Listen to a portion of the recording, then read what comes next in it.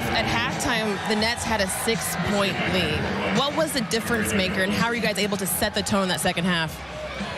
We just stopped turning the ball over. They played a very aggressive defense in the first half, trying to take away our threes. I think I was the only one that hit one tonight, which is weird, but it opened up stuff in the paint in the second half, so we just slowed down a little bit, picked them apart, in half-court offense. And then our defense was great. BP, JK, Guy Santos. Obviously, we know what Draymond does every night. Everybody stepped up and made contributions on that end. Yes, Steph, you had all the teams for three-pointers, and when threes weren't following, as a group, you guys hit 72 points in the paint. With the way this Nets defense was, guarding you, where were you reading that allowed you guys to be so dominant from the inside game? Yeah, you just have to go away from pressure. That's like a really cool basketball concept. We like to shoot threes. We have a lot of guys that can do it.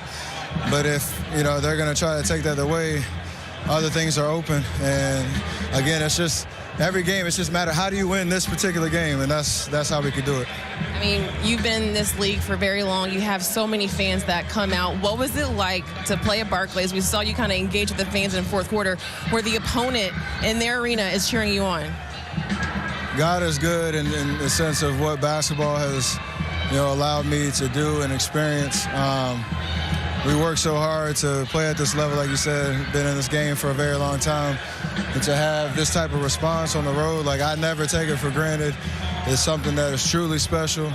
And at a certain point, the shoes are going to get hung up and you'll miss it. So I love this environment. I love, performing.